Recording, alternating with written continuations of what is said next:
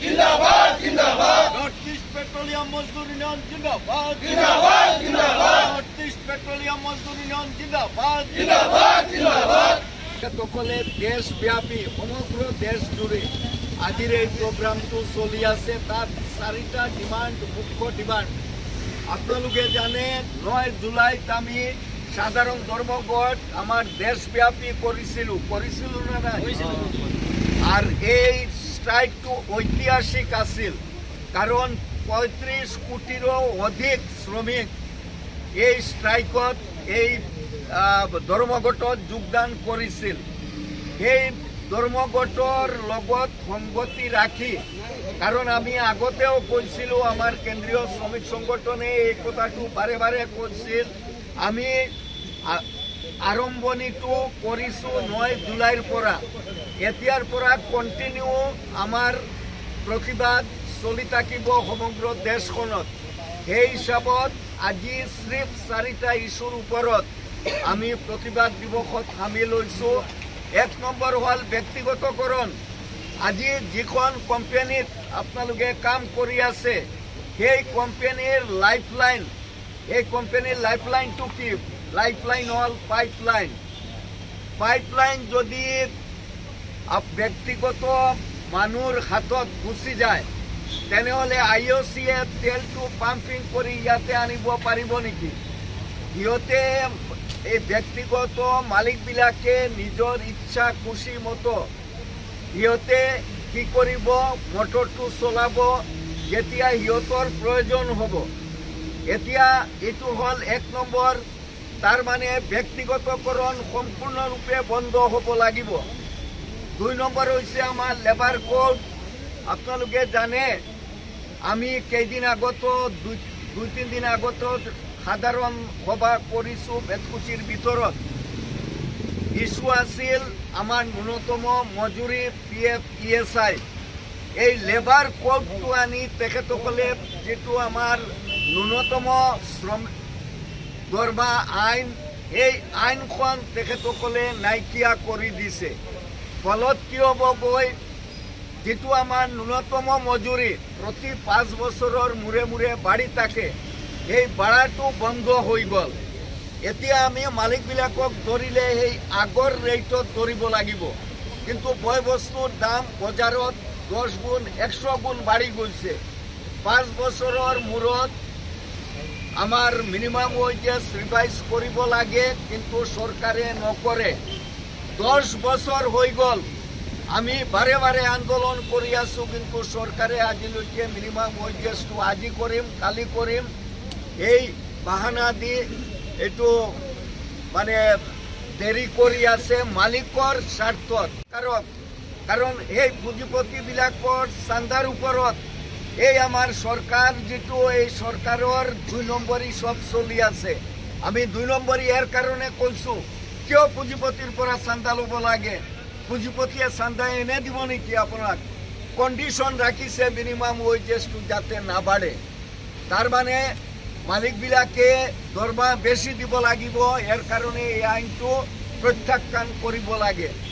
3 নম্বর হইছে সরকারে সুযোগ করে দিছে এই কর্পোরেট গোষ্ঠীবিলাকক, যেনেকুৱা আদানি, আম্বানি, টাটা, এনেকুৱা বহুত গ্ৰুপ আছে। এই গ্ৰুপক শ্ৰমিকক যেনেকুৱা পাৰে শোষণ কৰক আৰু আমাৰ দেশখনৰ সম্পদ তেখেতসকলে লৈ যাওক।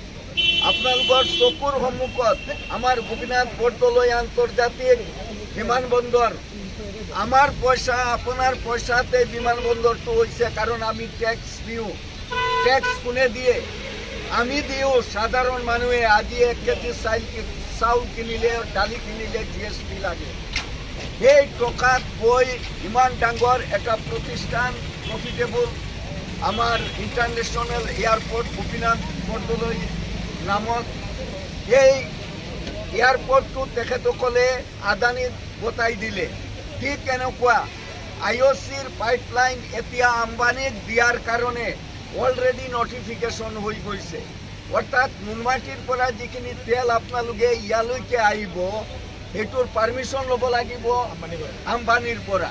এতিয়া আম্বানিয়ে যদি টাইমত পাৰমিশনটো লেট কৰি দিয়ে 2 ঘণ্টা, IOCয়ে মালটো 2 ঘণ্টা পিছত পাব আম্বানীৰ নিজস্ব মাল আছে ৰিলায়েন্সৰ তেল আহি মাৰ্কেটটো ফ্লাড কৰি দিব IOC মাৰ্কেট ভ্যালু যেটো কৈ আছে বাৰে বাৰে এই মাৰ্কেট ভ্যালু ডাউন হ'ব আলটিমেটলি এটো লছত যাব আৰু আম্বানীয়ে দাদাগিৰি কৰিব সমগ্ৰ ভাৰতবৰ্ষত এই কথাখিনিৰ ওপৰত আমি আজি প্ৰতিবাদ দিৱস পালন কৰি আছো সমগ্ৰ দেশখনত আৰু আমি বাৰে বাৰে চৰকাৰক সকীয়াই দিব বিচাৰিছো যদি আপোনালোকে শ্ৰমিক বিৰোধী দেশ বিৰোধী নীতি পৰিৱৰ্তন নকৰে তেনেহলে 9 জুলাইত 24 ঘণ্টিয়া ষ্ট্ৰাইক হৈছিল ধৰ্মঘট হৈছিল সমগ্ৰ দেশখনত 35 কোটি শ্ৰমিকে যোগদান কৰিছিল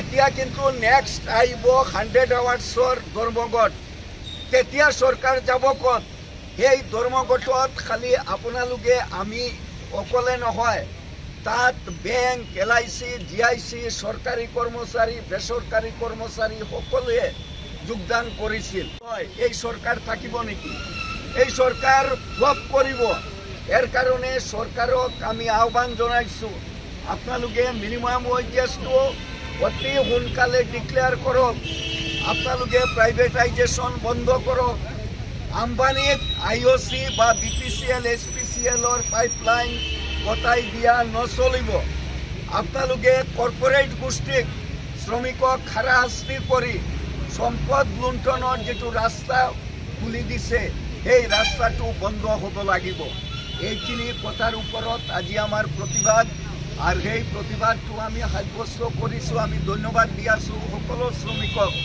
আজি আমাৰ ইয়াতে IOC SPC বা BPCL 2-4 জন থাকিব পাৰে একেলগে মিলি আমি আমাৰ ৰুটি ৰোজগাৰ এই কোম্পানীৰ পৰা পাই আছো কম হোক বেছি হোক এতিয়া কোম্পানীয়ে যদি এই টাৰ্মিনেলটো লিজত দি দিয়ে আম্বানী বা বেলেগ কোনো প্ৰতিষ্ঠানক তেতিয়া সিহঁতৰ মন মৰ্জি এইটো চলাব আমাৰ মন মৰ্জি তেতিয়া নচলিব এইখিনি কথা আপোনালোকে শুনিলে এইখিনি কথাত আপোনালোকে যোগদান কৰিলে এৰ কাৰণে আমি কেন্দ্ৰীয় শ্ৰমিক সংগঠনেৰ পৰা আমাৰ নৰ্থ ইস্ট পেট্ৰোলিয়াম মজদুৰ ইউনিয়নেৰ পৰা সকলকে ধন্যবাদ জানাইছো আর মানসিকভাবে প্রস্তুত থাকক 100 আওয়ার্স বন্ধ আহি আছে আমার সমগ্র দেশখনত এই 100 আওয়ার্স বন্ধর কারণেও আমি প্রস্তুতি চলাব লাগিব আর এই প্রস্তুতির